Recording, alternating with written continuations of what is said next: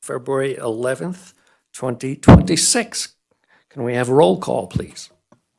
Chair Novak, Here. Vice Chair Maloney, Member Bagwell, Member Casanelli, Member Costa, Here. Member Nordlow, Member Schutte, ex officio Member Ver. A quorum is present.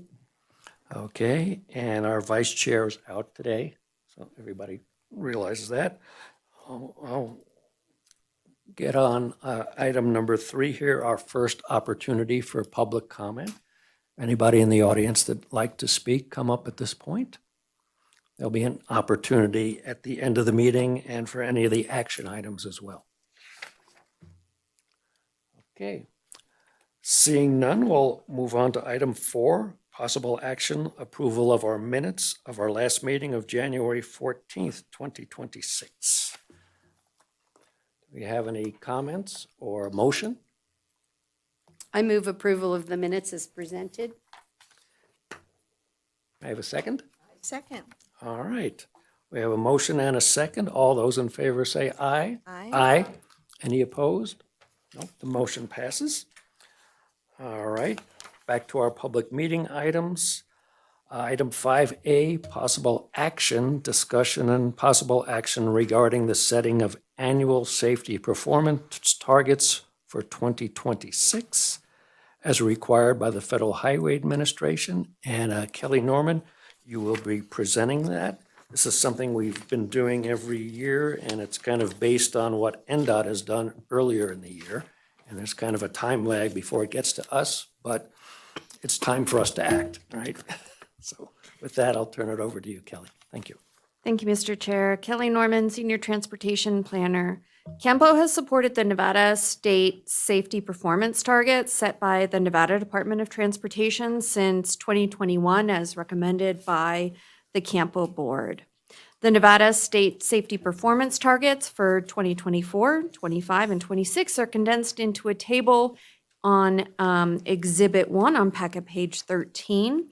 CAMPO staff continue to track CAMPO's fatalities and serious injuries as seen in Exhibit 2 on packet page 14.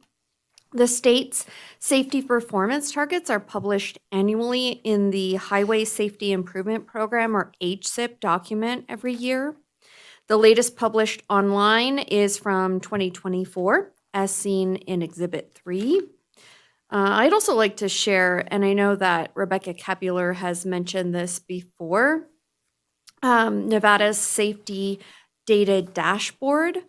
That is zerofataliesnv.com. This has the latest crash data for the state, for each county or city within Nevada, compared to the previous year, and is a good source for crash data within the whole state. Staff recommend CAMPO support the Nevada State Safety Performance Targets for 2026. And Okay. that concludes my comments. Oh, Thank you. okay. Sorry about that. Yeah, there's nobody here from NDOT Safety to discuss any of the details, and there's a lot of backup material as well. I, made it through that HSIP annual report, and there's quite a bit in there, and it looks like the money is being spent fully around the state. And our little piece of it, I guess we're lucky when we do qualify for safety money, but I think overall, they're doing a very good job, and we'll see how we move ahead. No problem with the targets at all. And I think looking at the early numbers that Rebecca mentioned last month, that we might have actually made the target here in Carson City for 2025. But there's always a time lag when this stuff comes in. But we'll see how we have. Any other questions or comments from our group up here? I would just, it's interesting when I look at packet page 13 and look at the table and see 24, 25, and 26 comparative data.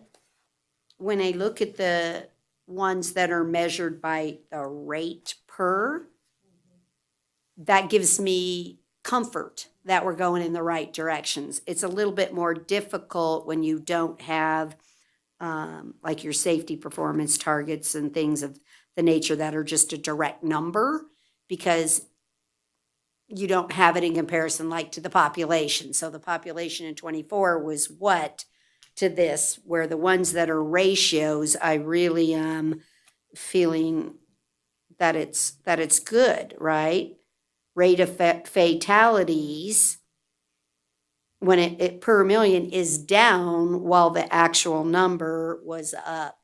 And so I like it when I look at something that has a ratio. It's giving me comfort that we're doing something in the safety arena in the right direction. So I just want, it's hard when you see a raw number out of context to population or vehicle miles traveled. So I really like that the ones with context, we're driving it in the right direction. How's that? We're driving. But anyway, I thought it was good. Thank you. Any other comments from the group up here? All right, since we do have some new members in the audience or whatever, just to fill you in, I was the federal highway safety engineer for about 20 years here. So this is familiar and we're going in the right direction. I wish the data would come in a little bit quicker, but we're doing the best we can. Some of the numbers that are going up, I think the overall statewide group is trying to address. And a lot of times we'll just focus on the infrastructure side, but there's drivers and there's vehicles too. So I think a comprehensive safety approach is very appropriate. And I think locally here with Carson City Sheriff's Office on top of the data as well, that preventing accidents or crashes, technically correct, is where we want to go as well. So with that, since it's an action item, do we have any public comment on this one? Okay, seeing none, I will accept a motion. I move to support the Nevada State Safety Performance Targets for 2026. I second it. Okay, all those in favor say aye. Aye. Aye. Any opposed, nay? Motion passes. Okay. We're on to our next item, I believe, is our transit discussion here. All right, 5B. We're going to discuss the draft transit development coordinated human services plan. And I think this has been out for public comment, but it's still open to public comment as well, right? So this is a draft and there's quite a bit of material in this report. So we'll see how much we get through and whatever comments the group or the public will have. So Marcus, this is yours. Okay, thank you. Thank you, Mr. Chair. Marcus Myers, Transit Coordinator. Just as a note, this PowerPoint will be provided as late material following this meeting, and I do apologize for that inconvenience. So the Transit Development and Coordinated Human Services Plan serves two primary objectives, which include the short-term transit plan and the Coordinated Public Transit Human Services Plan, both of which are required of recipients receiving FTA funds. The short-term transit plan includes short and long-term goals for the transit system, as well as a financial plan, and is a requirement of recipients receiving FTA Section 5307 funding. It also provides grant justification and helps guide the future of the transit system. This plan proposes strategies that can be implemented within project budget over the next 5 years, which include service development, organizational effectiveness, improved marketing and public awareness, and agency coordination. This plan also outlines a few route network options that could improve the transit network in Carson City. The first option would largely keep routes as they are, with minor updates to provide access to a few additional locations that were identified during outreach, such as the Jack Admin Building. The second option would optimize the route network with a full route refresh that would be expected to increase efficiency, ridership, and in some cases route headway, while also providing access to new locations. Additionally, multiple service level options were identified. Maintaining the current level of service would ensure Jack provides consistent service to those who want and or need it, but is expected to have increased associated costs year over year. Other service level options that could reduce annual costs include reducing weekday hours, reallocating hours from Route 2B, or eliminating Saturday service. While these options are expected to cut costs, any reduction in service could have a negative impact on ridership. This slide pictures what a potential optimized route network could look like in Carson City. It's not a formal recommendation, as there's not been public input for this specific route alternative, but it does provide an idea of what a new route network could look like. The Coordinated Human Services Plan is a requirement of receiving FTA Section 5310 funding and is meant to improve local coordination between transit agencies and other human services providers. Key components include identifying the needs of the target population and establishing goals and strategies to meet those identified needs. Outreach was conducted in the form of a joint RTP and CHSP survey, a Jack Driver survey, individual stakeholder meetings, group stakeholder workshops, and participation at RTP public meetings. These efforts helped identify and inform staff of what the community would like out of its public transit system. With the needs identified, a strategy matrix was created. This matrix can be found on packet pages 101 through 106 and details each identified theme, strategy, and goal. Of the 45 strategies identified, these 10 were chosen for our implementation roadmap, and this roadmap can be found on packet page 109. Next steps for this plan include continued open discussion with the CAMPO and RTC boards, the steering committee, and Douglas and Lyon County to gain input on this plan and the future of the Jack Transit system. Staff also hopes to collect any thoughts, recommendations, and/or edits for the final Transit Development and Coordinated Human Services Plan, which will be presented to the RTC in the coming months. And that concludes my comments. Okay. I will start off, but I hope the rest of the group here chimes in as well, because it's a 120-page report. And you weren't working on it for a year or so with a consultant. There's quite a bit in here. So, there's, I think specifically, since we have Lyon and Douglas here at this point, I think the summary is pretty much, if you want transit service to go to those other counties have to pay. So I think you guys probably agree with that, and you'll probably be discussing it within your county to find out. But I think the idea, if we do want expanded transit service, other folks will have to step up to the plate on that. I wasn't sure going through here if, I saw you had input from the drivers, but I wasn't sure if the operator actually had any other comments or suggestions to help improve the system, since they're working on it a daily basis. It looked like I saw one number in there that on an average hour you get 8 riders. And if you count the 4 drivers, that's 12. So I think, realistically, we need to try to get more people on the buses as well. So whatever you can do to come up with that is fine. I guess my other general comment, there's so much in here, and I think you've got some priorities, but most of this is going to fall on your shoulders to do. So if there's any other emphasis or points you want to make at this point, or we just look at what's in the recommendations and kind of go ahead with that. Yeah, looking at recommendations, we do also have the steering committee, which will continue to meet quarterly. So if anybody's interested in joining that and participating, we'd be happy to have you, just to continue working through these the 45 strategies that were listed, so we can continue working towards that. All right, at this point, I'll open it up to other folks that probably have comments, because I see my marked up packages and it's out for draft, and, Lucia's not here, but I'm sure she will weigh in at some point as well, since she's familiar with the transit system. Thank you, and I think it was an excellent report. I have many, many markups, but I summarized somewhat. A highlight, the needs and opportunities on page 99. I really want to focus on opportunities. That speaks to what Greg just said about, the outreach with other counties, working with other counties, and collaborating with other counties. Looking at page 80, the employment density.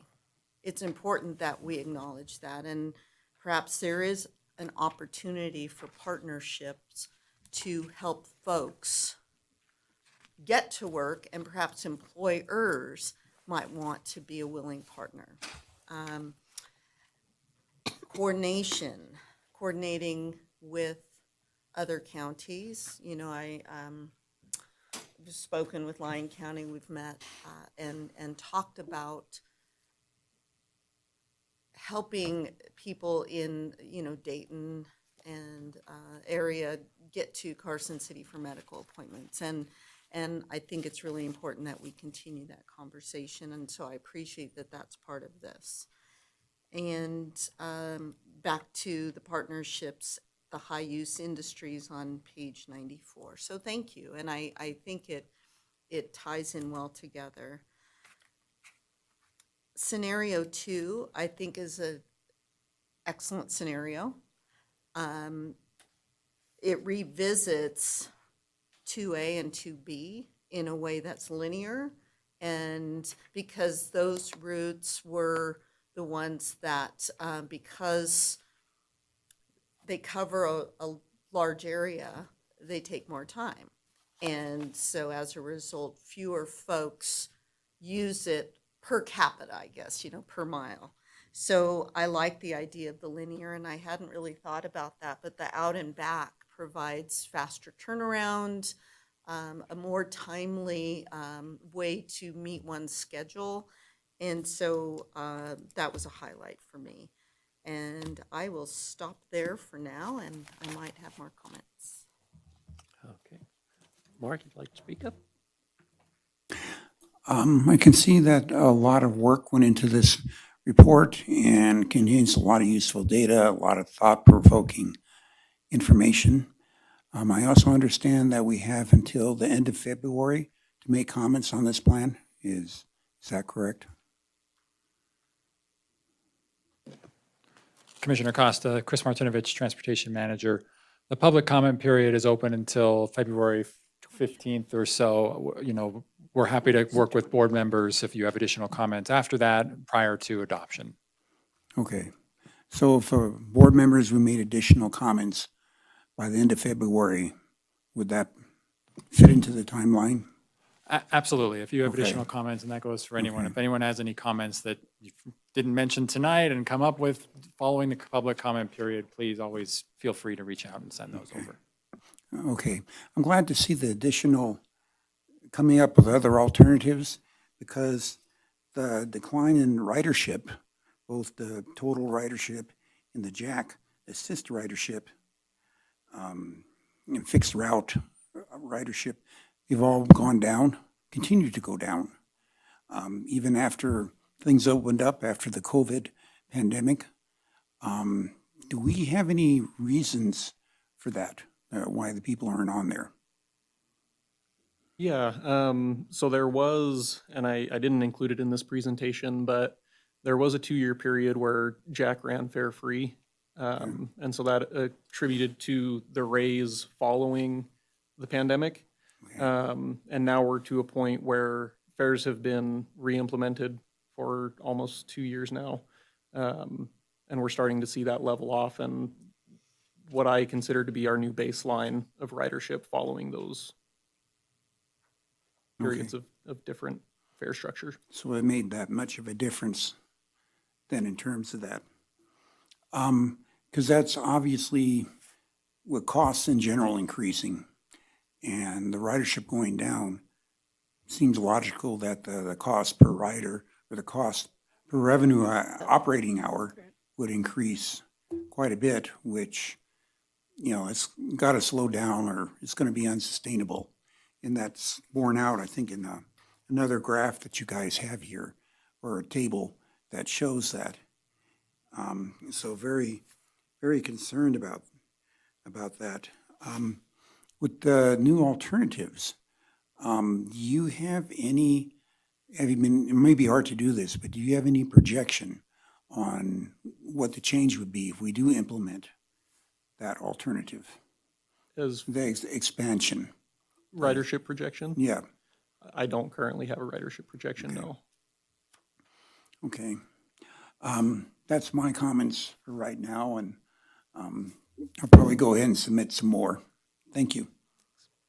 Thank you. Yeah, there's quite a bit to review and digest here. Every time you read it, you're going to see something new. So, Mayor, you have some comments at this point, or? I think just in general, I want to take the thought process for everyone that wants to make public comment about this plan, that I think it's really important, even if you don't ride Jack. That oftentimes at a different level, we're trying to make priorities and decisions, and how does this fit, right? So I think here as CAMPO or as RTC, we're going to focus laser on transportation and the providing of this service. But when it then has to look at and say, ooh, what's going on here? My cost per rider is increasing, and my need for general fund subsidy continues to increase to provide service to fewer and fewer people. It's a more difficult decision, right? And so how does this play into the entire story of a city?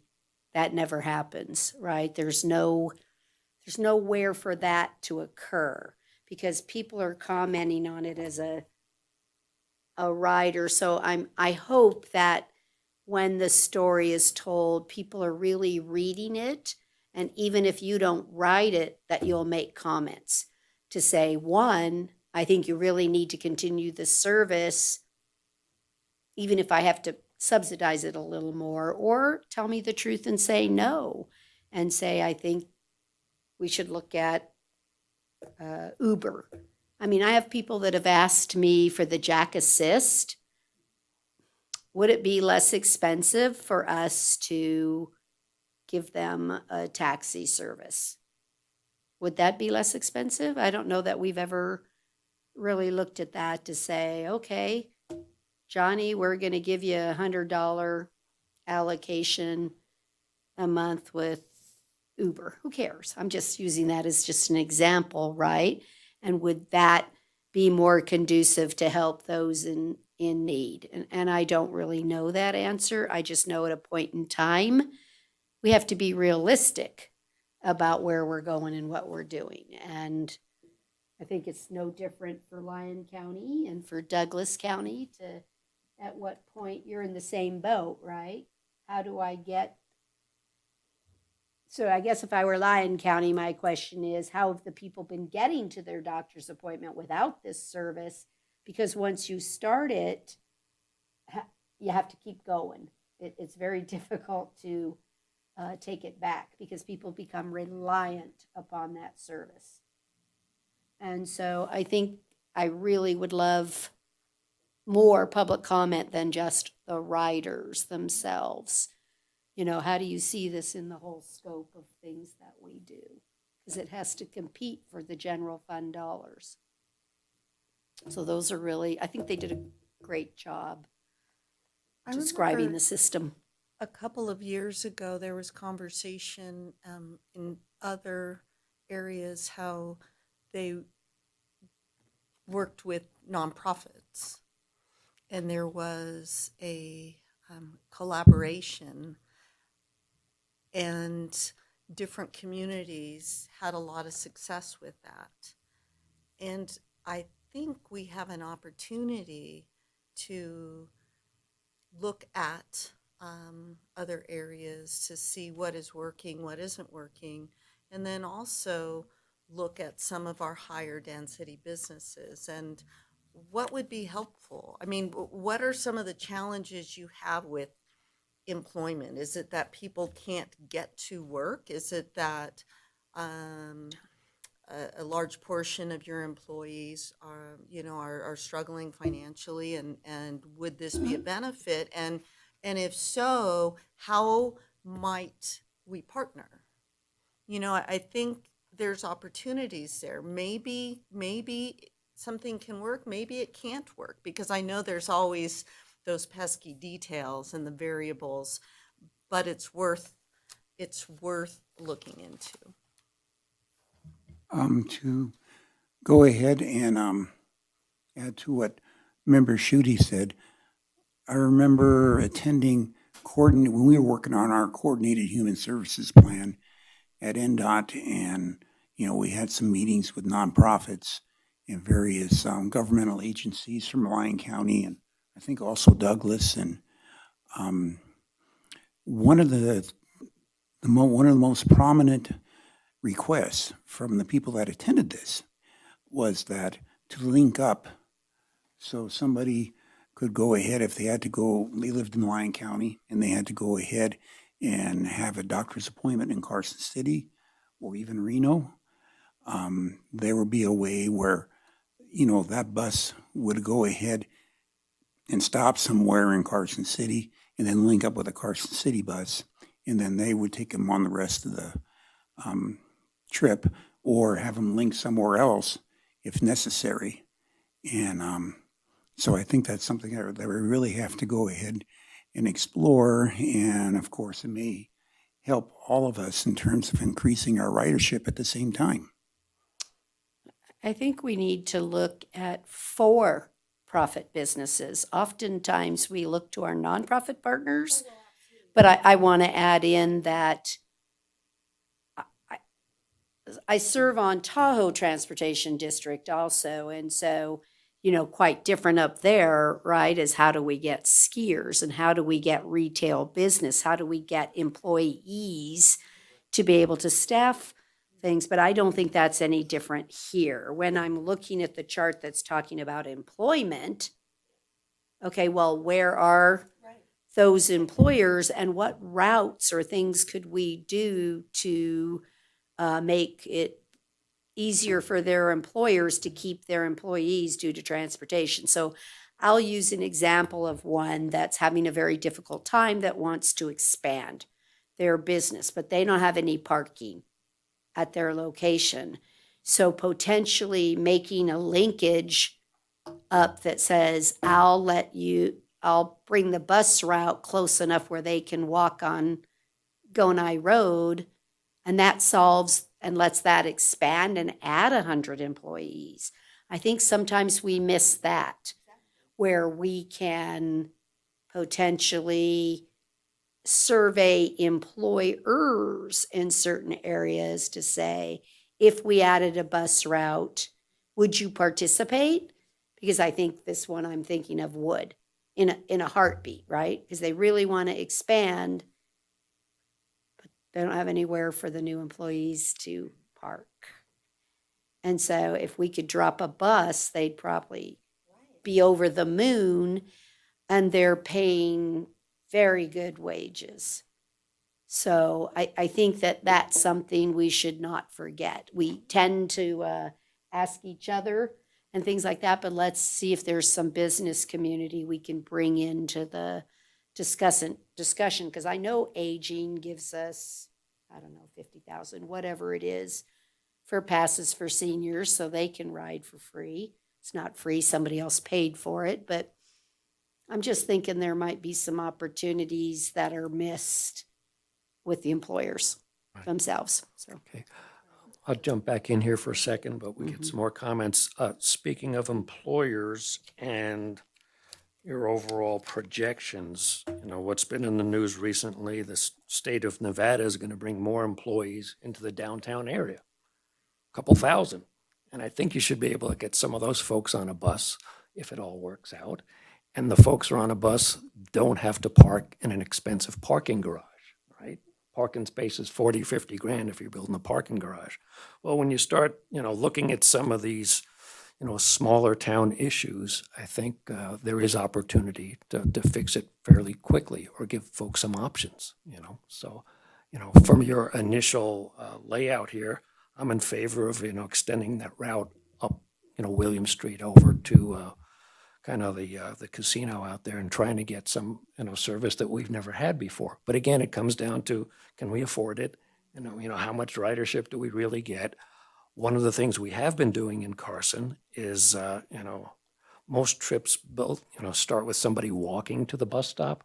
So everything we've been doing for bike and ped, expanding the network, making sure that you can get around town, with or without a bus ride. But I think better access to all the bus stops and the routes is something we're pursuing on the infrastructure side as well.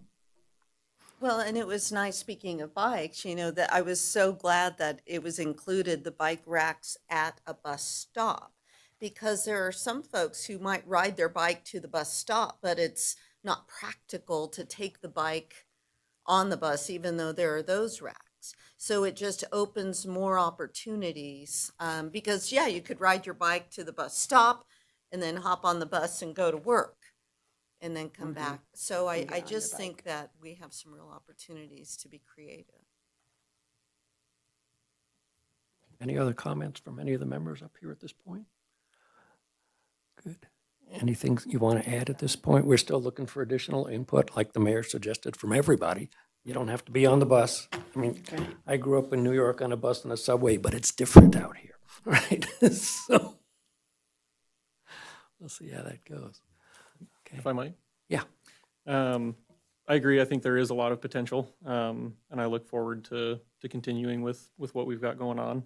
I do just want to say thank you to RSVP Molly Walt. They've been a great help with the steering committee and continuing that effort. Dan and his team from Parametrics also putting this report together. It was awesome working with them. Public comment period for this plan is open through the 20th, and as the mayor mentioned, anybody, please, we're open to all of the comments, thoughts, input that we can get. Yeah, that's all I've got. I didn't think we mentioned it today, but from what I remember, we never use our full FTA transit money for Campo, right? There's some left on the table because we don't have a match or there aren't any projects for it. So consider that at this point, that there, if you have the match, we have the money, I guess. So, but we still want to stay within our overall budgets. So, okay with that? All righty. Thank you very much. You have a quick comment now? Okay, Dottie? My name's Dee Dee Foremaster, for the record. That's Foremaster. And I'm from the Rural Center for Independent Living. Now, a lot of people don't realize that Centers for Independent Living are nationwide. And they have federal grants. So Missoula, Montana has done extensive research in the area of people with disabilities, what transportation systems work with people with disabilities, which also could be incorporated for regular people too. And also, I, sit on a lot of boards, and I'm constantly on Zoom. And North Carolina has some great ideas too with their Centers for Independent Living. But this is an extensive thing that has been covered for literally probably 30 years. And they've done a lot of research. So if you just take the time to look, and they'll have some really great suggestions for things that could be incorporated easily. But I'm with Lisa and Lori. I think that we have a lot of businesses, for-profit businesses, where we could run a minivan system. Oh, just 7 a.m., everybody gets on the bus. You drive them over there, you drop them off on a little route. 3 o'clock, you get back in the bus, you pick everybody back up and run the little route. I mean, that really is a very, very good system for that outlying area. And people with disabilities would love to go to work.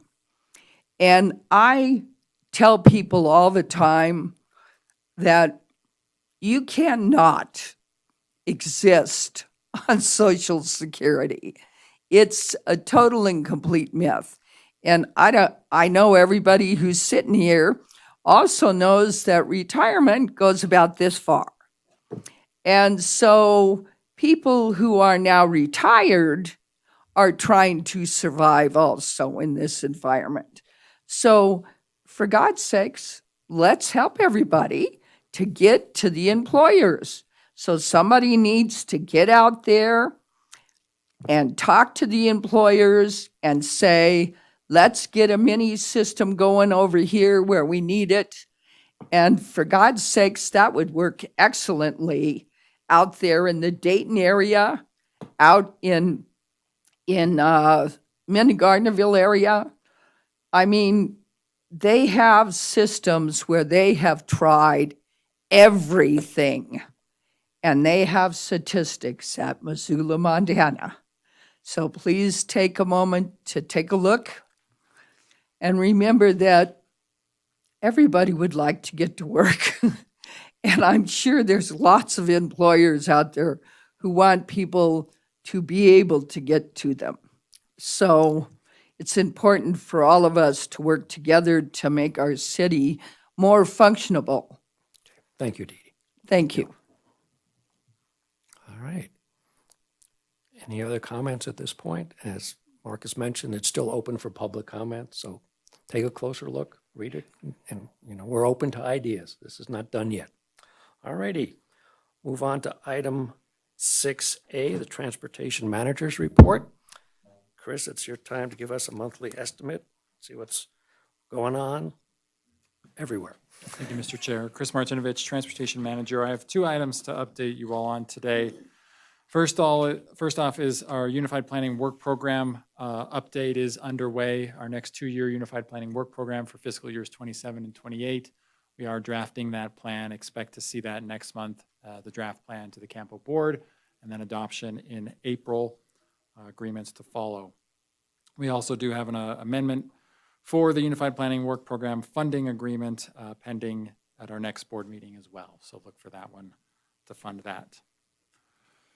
Other activities ongoing. We got word just through our associations and coordination that Congress, as bipartisan legislation, is working its way through the House of Representatives called the BASICS Act. It's the Bridges and Safety Infrastructure for Community Success. BASICS is what it stands for. It's not a transportation bill, a surface transportation bill, but it is an act.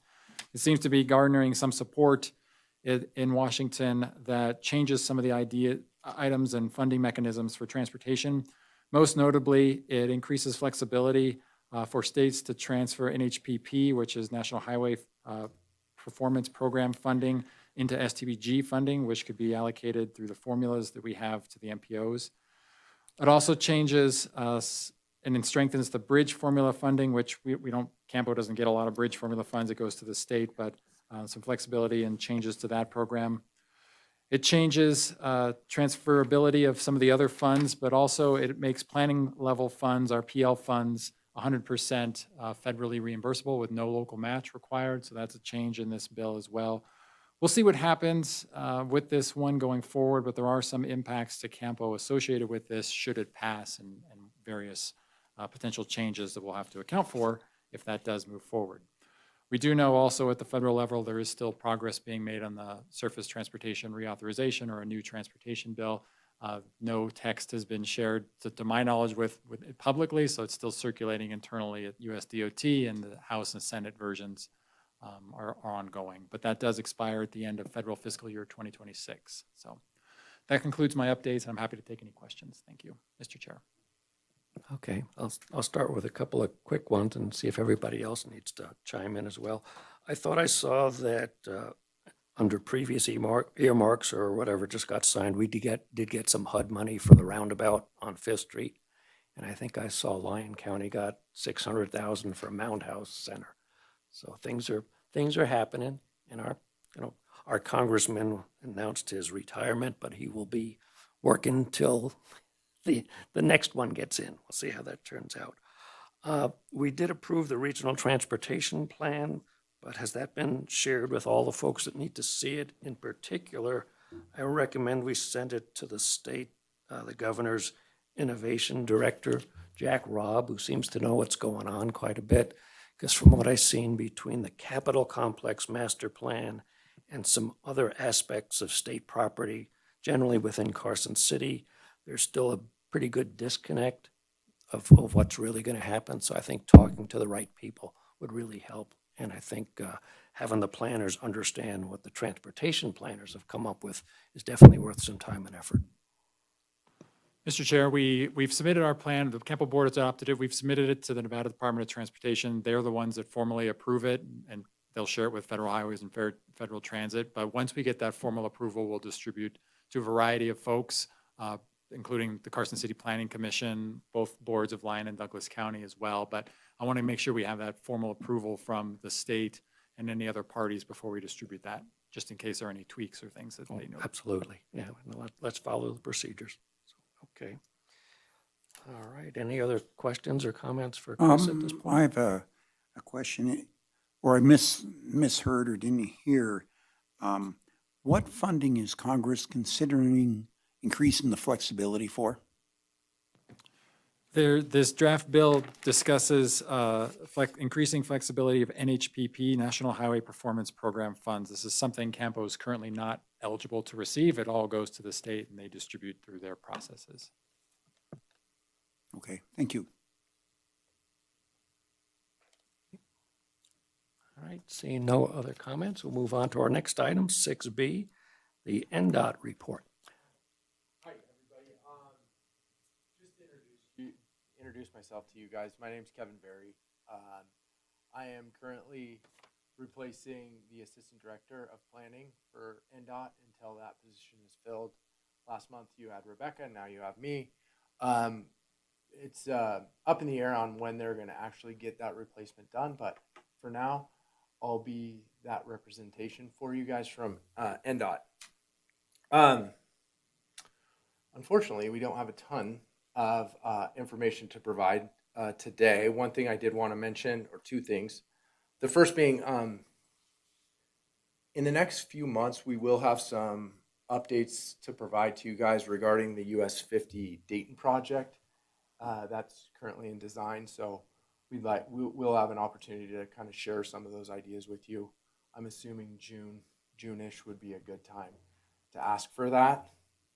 On Monday, we did have our transportation board meeting, and at that meeting, we actually did get approval and awarded a contract to Granite for pre-construction activities for the I-80 widening.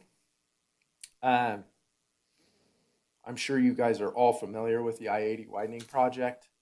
Just a quick overview, it's going to widen it to 3 lanes, include some safety elements, interchange improvements at Lockwood, Mustang, and Patrick, and add some capacity to accommodate more vehicles. The pre-construction contract will help NDOT assess existing conditions. This is typical before any major projects. This will include locating underground utilities, better understanding some earthwork constraints, as well as underground utilities. So you can expect some delays there. The only reason I bring that up, that's a major project in northern Nevada, and ultimately you may see some increased traffic through the Campo boundaries. And so realize that's just a pre-construction activity that we're doing. So with that, do you guys have any questions for me? We see any questions? Should turn this on. Yeah, thank you. One question, you mentioned the Highway 50 Dayton project. Is that the resurfacing and pavement improvement project that was scheduled for 2026? That's correct. It's or 20. Yes, I believe it is. And what we will do is, I just have a very quick write-up on this. Like I said, more information will be available in the coming months on what that actually is. I wish I could give you the limits and things like that, but I believe that's what we will be bringing here. Yeah, because we were told that was going to start in the spring, and it would be pavement rehabilitation from Fortune Drive out to Bryce, and that was going to include those two. Is that a different project? Yeah, that's the resurfacing further out. This is more, Yeah. I believe, in the Dayton boundary. Okay. And don't quote me on this, but I think that's more of a 2027 obligation delivery timeframe Okay. rather than what you're speaking towards. Okay. The 2026 pavement resurfacing improvement project with the two signal lights, that is still on, As far just as, for clarification, and has it been awarded? I don't believe it's been awarded. I can get more information to Chris that then can convey that information to you Okay. on the Fortune 2. Can you say that one? Bryce, Bryce. I believe, yeah. Yeah, I'll provide that to Chris and then he can convey that over Yeah, to because you. it was our understanding that was supposed to begin shortly here in the spring. And we actually approved a truck stop out there on the 6 Mile Canyon intersection with the hope that signal was going to be going in here real soon, so. Yeah, I think that is on time, but again, let me verify and then get with Okay. Good enough, thank you. Chris. Okay. Any other questions for Kevin? All righty. I did watch the board meeting Monday, and Rebecca did have her retirement ceremony. So she's on to bigger and better things right now. All righty. Agenda item 6C, any other comments and reports from any of the other members up here? Okay. Seeing none, we'll move on to our last item, I guess. It's the other opportunity for public comment. Do we have any other folks that want to speak up at this point? Okay. Well, seeing none, I will close the meeting and we'll start RTC in 6:23. No, sounds good. 23. 5. Yeah, I don't know. See, let's not. I have to, Meeting's ended. 5:23. Looked right. Yeah, hang out for an hour.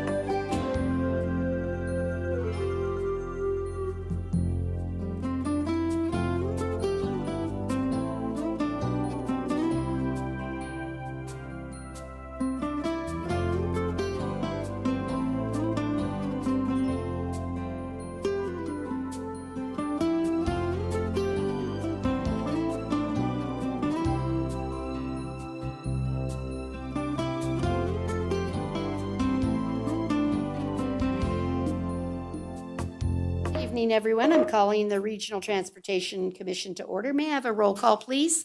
Chair Bagwell, Here. Vice Chair Schutte, Commissioner Costa, Here, Commissioner Maloney, Commissioner Novak. Here. A quorum is present. Thank you so much. We're now on to agenda item 3, which is our opening public comment. Do I have any opening public comment? Okay, seeing none, I'm going to move on to agenda item 4. It's the approval of our minutes of January 14th. Did any member have any corrections or changes? I'll accept a motion for approval, please. I move to approve the minutes from January 14th, 2026 as presented. I will second. I have a motion and a second for approval. All those in favor, please say aye. Aye. Aye. Any opposed, say no. Let the record reflect it was unanimous with one absent. Okay, we're now moving on to agenda item 5A. This is for possible action to certify the Nevada Department of Transportation's total mileage of Carson City's, and this, of course, is on the next page, roads. Kelly, are you going to give us a highlight on this, please? Thank you, Madam Chair. Kelly Norman, Senior Transportation Planner. State law requires a public hearing in which the roads maintained are identified and presented. This item serves as that hearing. The Carson City road mileage has been updated for 2025 to reflect an updated total of 304.59 public centerline miles and 300.17 centerline miles of roads eligible for a motor fuel tax. The public road mileage is shown in Exhibit 2, and the motor fuel tax mileage is shown in Exhibit 3. If approved by the RTC, staff will submit these totals and the accompanying GIS feature layers reflecting the new totals to the state of Nevada for approval. That concludes my comments. Does any member have a question? Yes. Yeah, just a comment. It looks like NDOT audited it in the last year and found a couple little errors here and there, and those got corrected. Good. I'm glad we're doing that. And then just to make it clear that every time Carson City accepts new roads from new subdivisions or whatever, those are reflected in this as well. So Correct. That reflects the changes in the past year. Okay, thank you. You're welcome. Any other questions, comments? Mr. Costa? just had a quick question. Could you explain or highlight why there was a difference between the road mileage? Between last year and this year? Or you mean between motor fuel eligible and the total roads? Motor fuel in Yeah. total? What makes it eligible for motor fuel? tax? There are different definitions according to NRS on what is public centerline mile eligible versus what is motor fuel tax eligible. Motor fuel tax has to be accessible to the public and be a condition of C or better.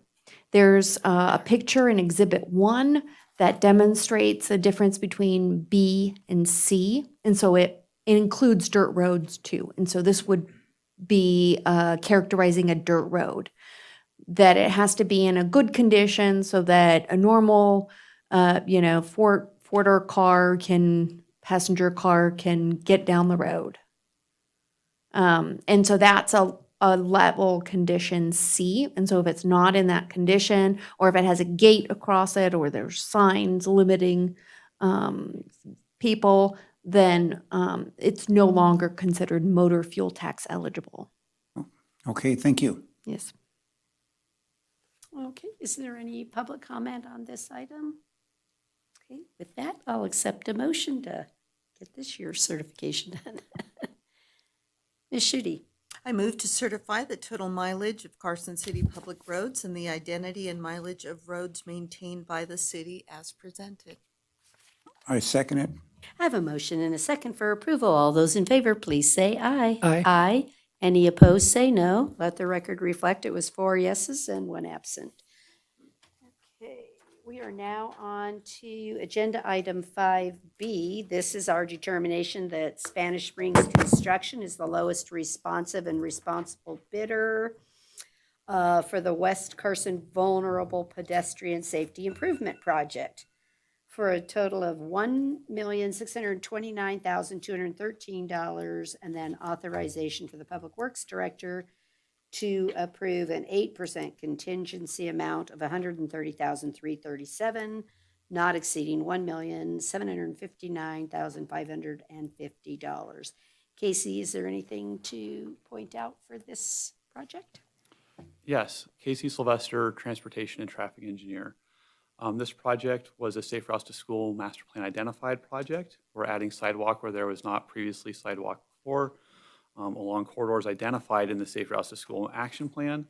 These are adjacent to Carson Middle School and Bordewick Bray Elementary School, and the work is being completed on 5th Street, Musser Street, and Telegraph Street. That is all.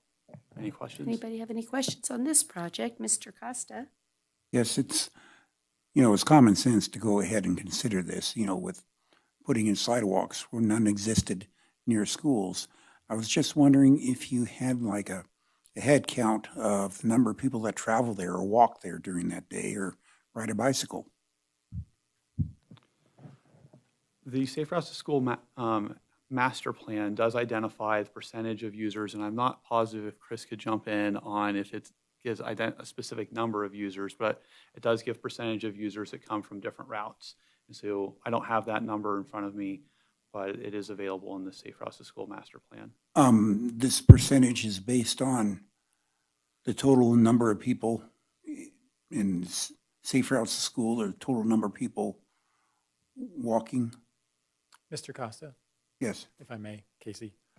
Chris Martinovich, Transportation Manager. When we originally did the Safe Routes to School master plan, now it's called our Safe Routes to School Action Plan, as approved by this board in December, the consultant that assisted us with that original plan flew a drone over all of the schools and took actual counts and verified where are vehicles going, where are pedestrians going, how are people getting to and from school, and that's where this project was identified. So I don't, to Casey's point, I don't know the exact number of people, and that probably changes year to year, but we did do actual surveys of the school to kind of understand where are people going and what roads are they using.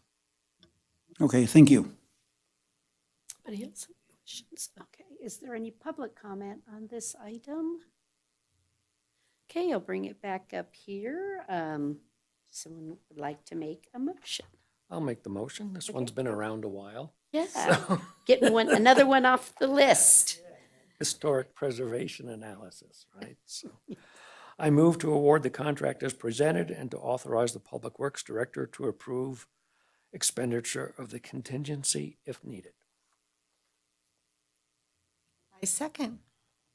Okay, I have a motion and a second for approval. All those in favor, please say aye. Aye. Any opposed, say no. Let the record reflect it was 4 yeses and 1 absent. Thank you.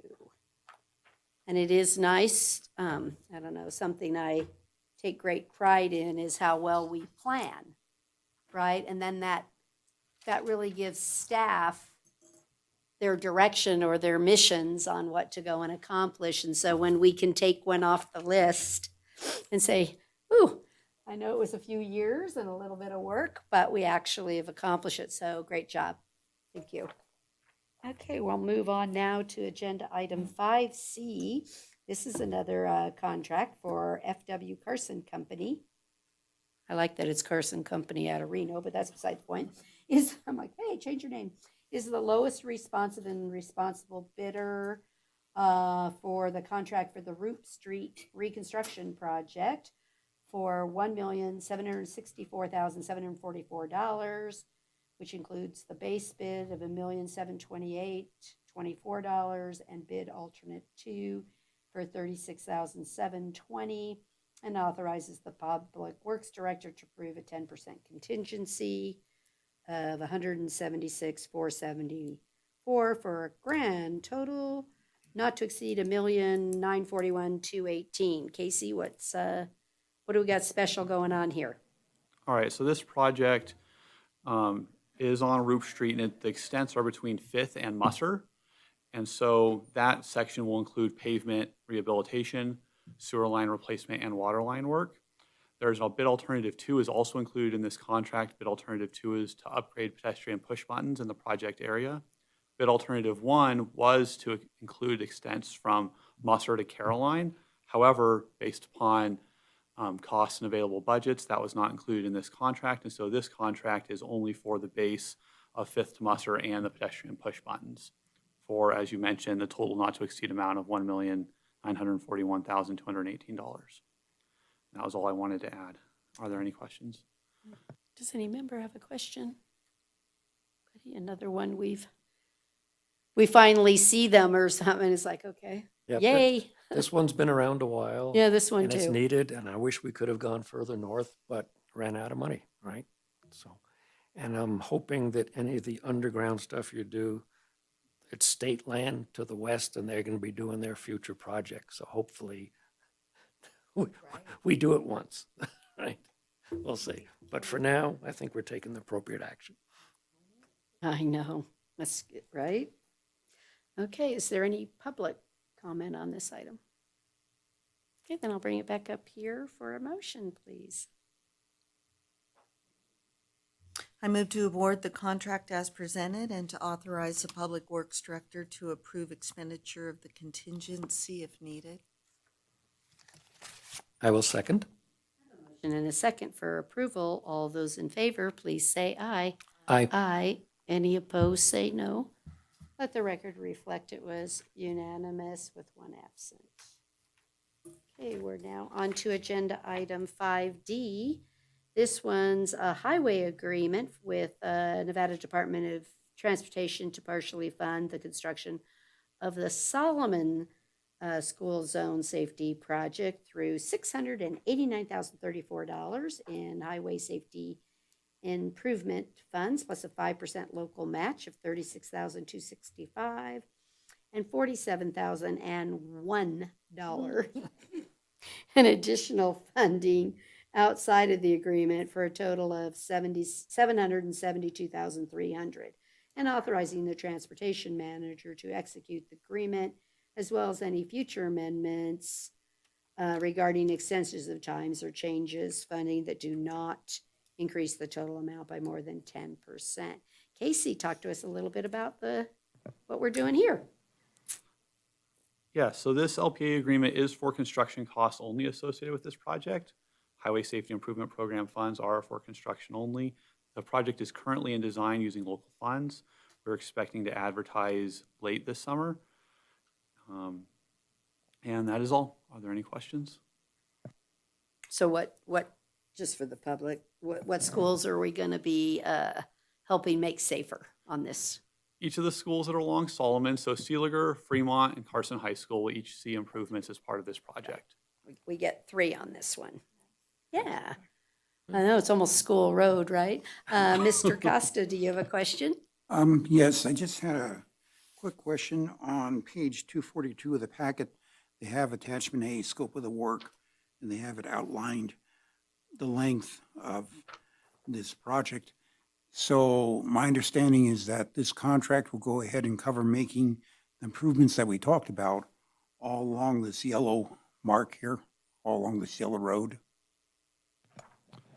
That is correct. Now, the exact extent of the improvements will be settled as design is finished. However, we are expecting it to be not the entire length of the yellow. It will be localized at each of those elementary schools.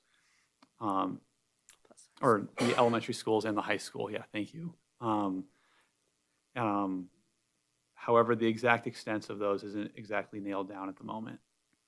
Okay, just so I understand that, we'll make sure that the 3 schools are covered, and then the other improvements will be as funding allows, basically. Yes. Okay, thank you.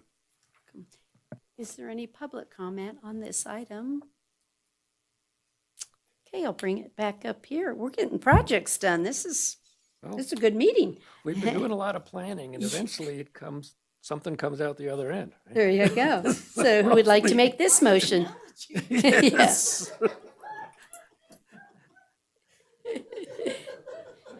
Don't say anything. Yeah. Yeah, just don't say a word. Okay. Who would like to make the motion? For that, Okay. Greg, you have to open your mouth. All right. Yeah. I move to approve the agreement as presented and to authorize the transportation manager to execute the agreement, as well as any future amendments to the agreement regarding extensions of time or changes in funding that do not increase the total amount by more than 10%. I second it. I have a motion and a second for approval. All those in favor, please say aye. Aye. Any opposed, say no. Let the record reflect that was 4 yeses and 1 absent. Okay, we're now on to agenda item 5E, discussion of possible action on the submission of a better utilizing investments to leverage development, the new build grant applications. I don't know all these little neat names they do for things, but anyway, the build to the United States Department of Transportation for $5,900,000 for the 5th Street Roundabout Improvement Project and a possible local match of $310,500, and to authorize the transportation manager to complete the required application forms. Ms. Schutte, your disclosure, please. Thank you. NRS 281A.420 requires me to disclose conflicts of interest and abstain from voting when I have a disqualifying conflict. My nephew is Chris Martinovich, who is employed by Carson City and will be presenting this item. Chris and I are not receiving compensation of any kind directly related to this item. It will not foreseeably impair or enhance the terms of his service with the city, and we are not affected by the outcome of this item to a greater degree than any other resident of Carson City. NRS 281A.420 only requires abstention in clear cases, and the independent judgment of a reasonable person in my position would not be impacted by my familial relationship. Therefore, I do not have a disqualifying conflict, and I will be voting on this matter. Thank you so much. Mr. Martinovich, give us a little bit of what we hope to achieve with this grant application. Yes, thank you, Madam Chair. Chris Martinovich, Transportation Manager, as mentioned, we're requesting an application for a build grant to the U.S. DOT for our East 5th Street Roundabout Improvement Project. This is a project that we've talked about as an RTC a number of times over the years, as outlined in the staff report and previous action. It's been on pause essentially until we could find potential funding sources to deliver this project, and a build grant is a very good potential funding source for that project, for this project. I do want to note that recently, and it's noted in the staff report, this was a project that we requested congressionally designated spending, or essentially federal earmark money from Congress back in federal fiscal year 25. We recently received that $3 million, or noticed that we were going to receive that $3 million as part of the federal fiscal year 2026 Transportation, Housing, and Urban Development Appropriations Bill. So as such, I would recommend that the RTC amend our request for this grant application to reduce our request for a build grant. I would offer to request $3.1 $3,106,000 in build grant funds instead of the $5.9 million outlined in the staff report, and an associated reduction of the match from $310,500 to $163,500. That will reflect that and acknowledge that we have received the $3 million in congressionally designated spending, so we don't need as much of the build grant funding to deliver this project. So those are my recommendations. I'm happy to answer any questions and provide any feedback on the project. We do plan to, as we ramp up this project again into design, which it currently sits at 60%, as we ramp up that design, bring back to the RTC for an updated presentation as to kind of a refresher. Where are we? What are we doing? What does the project entail? So we do plan to bring that back prior to completion of the design for any input. Other than that, that concludes my comments. Thank you, Madam Chair. Thank you. So when we were doing the bids or looking at the dollars on the roundabout project, so that was over a year ago, right? Yes, it is.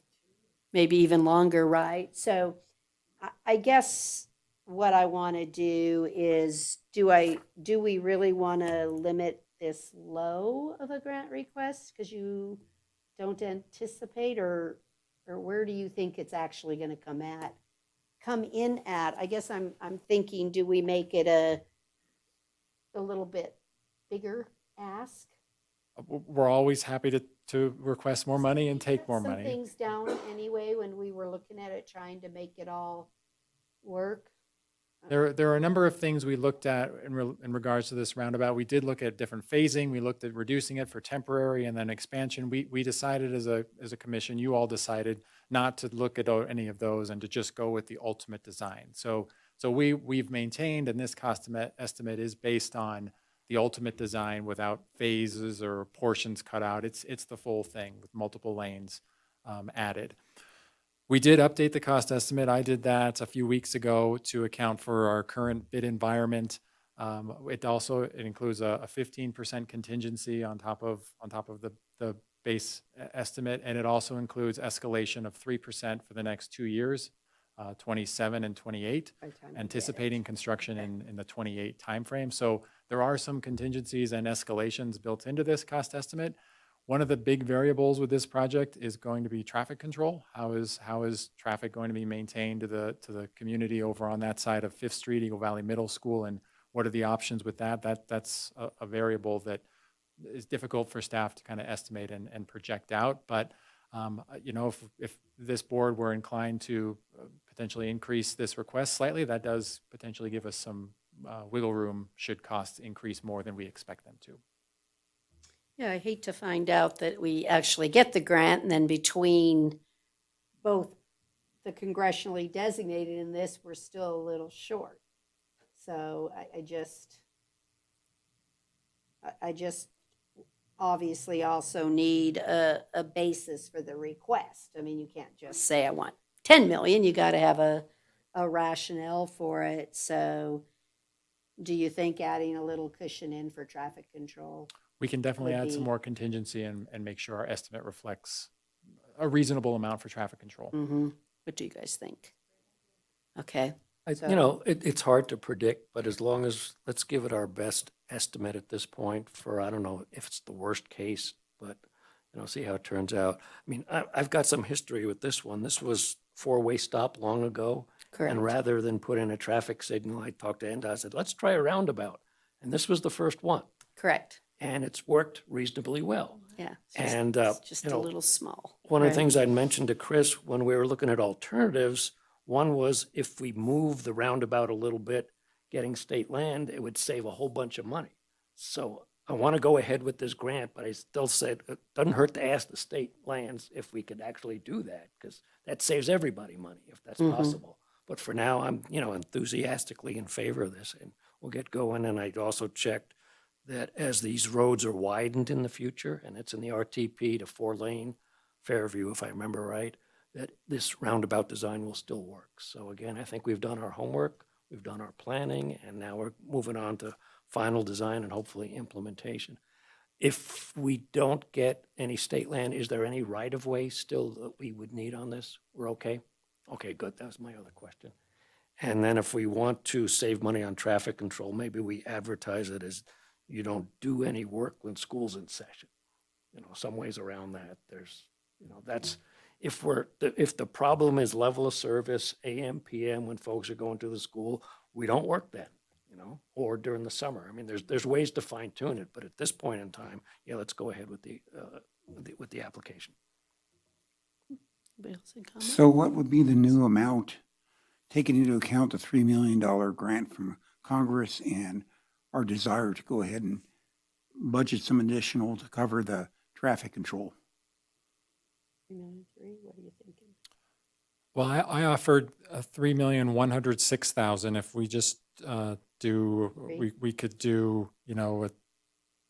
we could go to 3.3 million. Yeah. That gives us about $200,000 additional. That's a pretty hefty traffic control dollar amount. So I think that would make sense. Okay. And then we can just say in corresponding match. We don't have to calculate it right now. We could just say $3.3 million application with the corresponding match. I will clarify, there is no required match for this, so we're offering to it to try be and get more the grant. competitive. So I've Yes. targeted a 5% match because that's our typical match requirement, but we don't have to increase the match should this board choose not to do that. We could leave it at the 163,500. How much did we have in the project originally?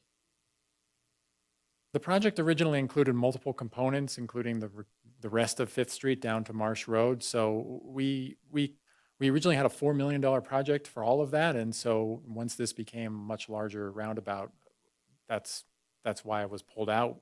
I don't know that we have a set dollar originally for this roundabout.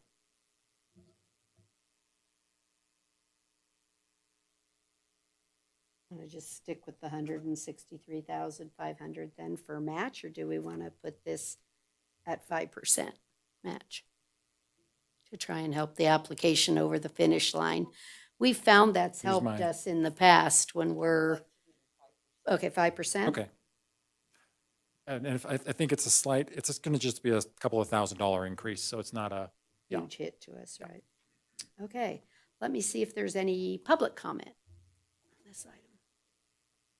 Nope. Okay, so I'll bring it back up here then to look for allowing a grant application for 3.3 million with a 5% corresponding match. I had a question. Oh, sure. Just to make sure I understand, is that we would go ahead and later on, assuming we get the grant or see how much money we have, we would have the actual design will be brought back to the RTC. That's correct. Good. Yeah, hopefully they just see our wisdom and give us the grant. Supervisor Shooty, are you ready? Well, I think you made the motion. I'll second. Okay, there's a motion and a second. All those in favor, please say aye. Aye. Anyone opposed? Let the record reflect it was 4 yeses and 1 absent. Thank you. Okay, now let's go get it. Agenda item 6A, Mr. Martinovich, a report, please. You have anything to enlighten us? Yes, thank you, Madam Chair. We are working on our fiscal 27 budgets, so look for those in April as usual at the RTC. We'll talk about the RTC 250 fund as well as the 225 transit fund and the 256 street operations fund as usual. Those are being worked and we're coordinating with the city's finance department on those activities. We also are plugging away on our District 4 roadway prioritization, both for local roads, which is our focus right now, and soon to be regional roads. So look for those local roads next month to the RTC for which roads we are prioritized and our funding and recommendations on which ones we should move forward with. And we can have a discussion about all of that coming up. We're also preparing for next month a submission to the Office of Traffic Safety for a grant for some safety outreach campaign activities related to the Safe Routes to School program and in partnership with Jump Around Carson. So more items to come with that in the future in the coming months for the Office of Traffic Safety. Another grant request to get some more money here at Carson City. And lastly, I know that there's some discussion pending possibly at the Board of Supervisors or potentially just the Board of Supervisors retreat Madam Chair, you may know more about this, about roads and things related to roads. So we'll have a report as to that, to the RTC in the future. So that concludes my report, and if there's any questions, happy to answer them. Thank you. Yeah, I can say at the retreat, the discussion for the Board of Supervisors will deal with what makes a road, I guess, maybe kind of eligible. You know, when is it private and we're not, and when do we accept the road? Kind of in our discussion earlier on, you know, do we want to put criteria? I guess that's and formalize it. We've generally already done it. If it has a gate where it closes, we leave that as a private road. If people can drive through it, we make it a public road, but we haven't had any formal actual policies concerning that. So we'll have that discussion at the retreat. And so if you have thoughts about that or anything and have public comment, we would love for you to share it. So that's what we'll be doing at the retreat.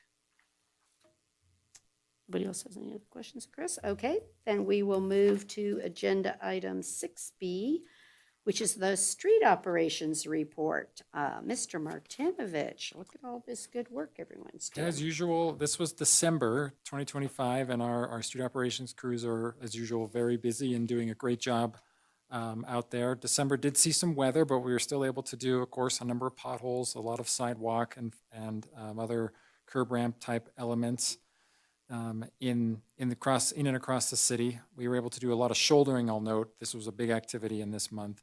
Getting the shoulder work, which helps with drainage and getting water off the roads for safety and for preservation of the pavement. So that's why an emphasis on those items. Otherwise, you know, we had our regular updates. Christmas decorations were a number of items here noted on the report, installation and removal of those for the holiday festivities in downtown. Our street operations crews do those, and so we report that as part They of do our such a good activities. job. Chris, I like these reports. It shows that work gets done year-round and usually for a very, very fair price. I don't think you can get it any cheaper. And for whatever reason, the cycle for CAMPO and RTC meetings is the same for the street sweeper in my neighborhood. They came by this morning and I wasn't out there early enough, and they drove around the Nevada appeal that was sitting. I didn't pick it up yet. Otherwise, I would have lost it. Can't make it up, right? So thank you very much. I just have one funny, and it could just be timing is what I'm gonna guess, because I thought we installed 381 Christmas decorations and we only took 227 down.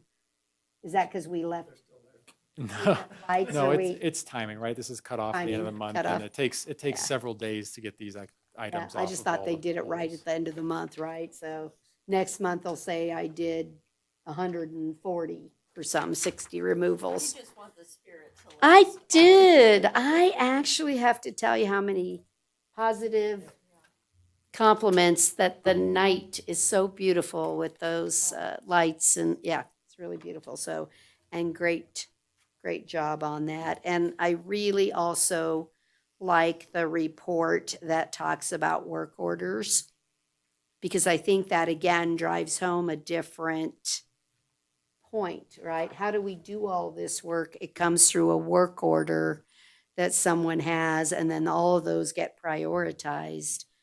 And when you look at what was created, what are we completing, and then what's still open? So I think it's a great report. And again, thank your staff for that effort for us. Okay, nobody else has any. Then we'll move on to agenda item 6C. Is there anything else coming up?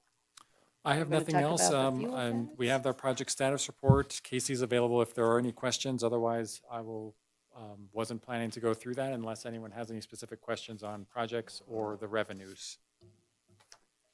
Revenues are pretty consistent, huh? I think that's a big thing for people. Revenues are consistent, costs are not.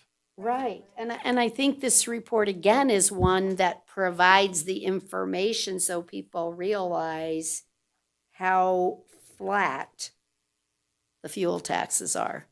they're not able to keep pace because they're barely growing.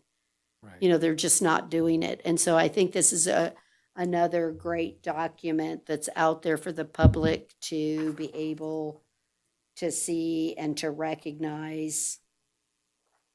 It's a stable revenue source. I like that part, you know, that we're not seeing it go the other way, but it really is not keeping even pace with what it used to be able to do because the cost is so high. So the one I'm sure you're well aware of is the sales tax. Seems volatile, variable, whatever. I don't That's know if 'cause- it's the reporting or that really indicates the way the economy's going, but the numbers show it's all over the place, but. The state implemented a new system, and I think I hope that they're really almost through what we call kinks in a system, right? When you implement a new computer system, it's like, something's not right here. Where is this taxpayer? And I think they're getting close to having that Right. worked out, but it really makes comparison data not real comparable. Right. Like you said, what's going on? Are none of our gas stations paying the tax? Or, you know, you looked back at last year and go, what do you mean 152 November? You're like, Yep. what? Yeah, I'm still shopping. Yeah. I think November, December are generally a little higher than that, but anyway. Yep. And then I just want to compliment you that, and just for the public, because I'm constantly asked, you know, that we're not fixing roads or we're not doing this. And I'm like, do you guys actually look at the report that staff spends a lot of work and really see what we're doing? So this is always public, and every other month it's in the report that tells you the status of every project that we're working on. So I just want to reiterate that when you look at the project costs to date, even on this, and come down to the bottom line and see it's 15 million, we are doing work and trying to get every grant we can, every federal dollar available. Anybody that'll participate in a project with us, we like them. You know, come to Carson City. But I just want to, again, commend staff for the transparency of this. I think it gets lost that sometimes, and I don't blame anyone, right? We all focus on the road in front of our house. But if you really look at everything we're doing, there's a lot of work here. And I know it's a lot of work for staff to coordinate it all and keep everything going and on budget and on target. I thought I'd just add that. Little pressure, but just keep doing it, right? But does anyone have a particular question on a project? Great. Yeah, I'll start, and I mentioned this to Chris earlier. There's quite a few projects around the general area of that Capitol complex, and I just wanted to make sure that we're coordinating our construction with their construction. It sounds like Stewart Street is surrounded by them, and then you got Fifth Street and Roop and Little Lane. So, Chris, anything you want to say at this point, or? So Stewart Street, we have delayed the start of construction for the Slurry Street preservation, the District 2 Slurry Street preservation, to allow the Legislative Council Bureau, who's building a parking garage and building there at the corner of Fifth and Stewart, to finish their utilities. I believe they have finished their utilities in Stewart Street. They're putting their final touches on the patches in those streets. And so that will allow us to do the preservation of Stewart Street, including that newly patched area, so that they're not cutting up new surface street. We have delayed our District 2 Fifth Street project, which runs from Carson Street to Roop Street. Again, for the same reason, we wanted the state to get in there and do all their utilities. I don't know off the top of my head what the state has planned for the parcel where behind the fire station and where the Raggio or Bryan building is there, Fifth and Roop and Stewart. I don't know what their utility connections, I don't know what they look like. I believe most of them are planned off of Fifth Street. So if those do change, we'll continue to coordinate. Fifth Street's already delayed, so we can continue to delay that one if needed.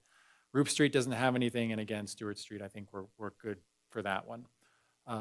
You mentioned the other Roop Street during the Roop Street item. I think we have been trying to coordinate with the state regarding where the utility connections are actually going to tie in on Roop Street. We know that there are some. We're hopeful they can get in and do those if needed, and maybe those change. Otherwise, we do have a lot of utility infrastructure in that area that is adjacent and not in the pavement. It's running alongside, storm drain system is running alongside the pavement, for instance. And so tying into those wouldn't affect the pavement itself. So yes, we're coordinating. Do we know all the activities? Do they know all activities they're planning? I'm not sure yet. Those projects are still in development and still in planning stages, just like some of our projects are. So we'll keep that door open, keep communicating and do the best we can. But I still think we have failing pavement, and if we continue to wait to deliver some of these, our pavement's going to get worse and worse, and then it's more and more cost to us. I think they're ready to go in March. And I understood from Mr. Schultz that they're already coordinating the utility work just for the valid reason, all the reasons you're talking about. So it's my understanding that's already in progress, and even dealing with stormwater and there's lots of the utility hookup information. But I think that I think there's a team that's on that part coordinating, because they're getting ready to go. So they got all that. Okay, and then the last one I wanted to ask about, we're closing out the Carson City Multi-Use Path Improvement and Rehabilitation Project. That's the one we were supposed to have some flashing pedestrian beacons on Roop Street, so I guess those are not going in. But the other one, we cut out that little portion behind the DMV, because we were told the state had a plan for that land, or they wouldn't let us put the shared use path in. So at this point, I had said, do you have a plan or don't you? And if you don't, can we move ahead and put that shared use path in? Oh, by the way, maybe you should pay for it since we had the money before. Thank you very much. So that's, that's my little soapbox here. But, the governor says he wants to get things done. We had stuff that was ready, right? So it doesn't hurt to ask, right? So that's all I got. Ms. Schutte. So this isn't a question on the status report, but it is a request for a brief report, if possible. Today, a person reached out, and they were several people actually, and asking if there was a way or a report that could be given, talking about the worst roads in Carson. How many miles are they? So I guess those that are in greatest need of repair. How many miles? Where are they? And what could we get for a year's worth of funding that is earmarked for local roads? I think that would be great for the public to hear, really, the cost of rehabilitation versus reconstruction. And I know you've spoken to that before. You've spoken to it many times, but I think it's important that we bring it up from time to time so that the public can really understand why we are focusing on preservation, and that there's more bang for the buck. We get more done, and preserving roads help us to not have the costly repair later. But if we could speak to that, what would it cost to rebuild a road in horrible condition? So if that's something that's possible in the next couple of months, that would be really great. And We'll I think about it. useful. And how? We'll think about it.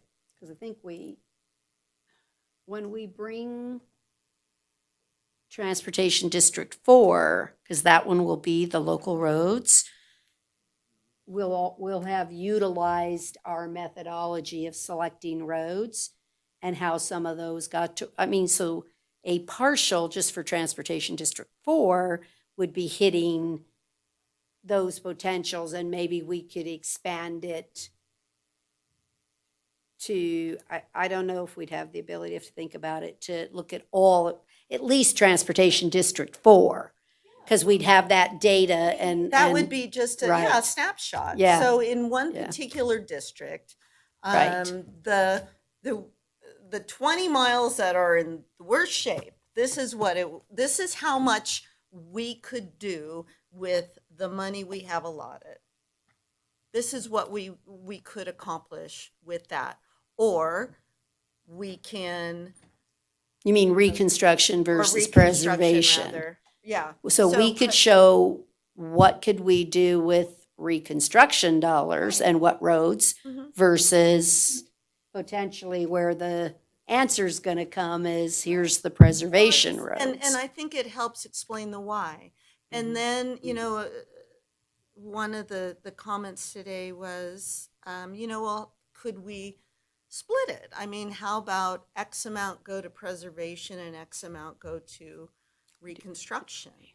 And there are reasons why it's not done that way, but I think it's important that that be understood. And what could we get if we did that? What would the final product be? And is that something that is really the best use of the money? And I think it would be important or helpful for that to be discussed so that there's a better understanding. Mr. Novak? You mentioned you've got your retreat coming and you're going to talk public and private roads. And as long as we're talking costs, can you ask the developers how much they spend to build those streets that the city is going to take over eventually? Between the curb and gutter and the sidewalk and the pavement, how much the developers are really putting into their infrastructure. I don't know if they're doing things cheaper, but just, how much, they're building brand new roads, so how much does that cost? Just order of magnitude type of thing, rough estimate. We're not the only ones who build roads. Correct. So, okay, that's all I got. Okay, anybody else? Mr. Costa? Just had at the retreat, I think it would be advisable if the supervisors discuss setting some criteria for the roads that we will accept. Ideally, that these roads would, meet the same standards as our roads meet. Instead of, They have to if we take them. Okay. They have to. They That have part to? is in the rule. oh, Yeah. that's good. That's good news then, because I've seen other roads built by a private contractor where they just lay some asphalt on some dirt. Right. And no, that won't do. Yeah, if it's a private road, they don't have to meet a standard, but those decisions are made before the development is approved. You're putting those conditions in place, so a public road must meet our standards.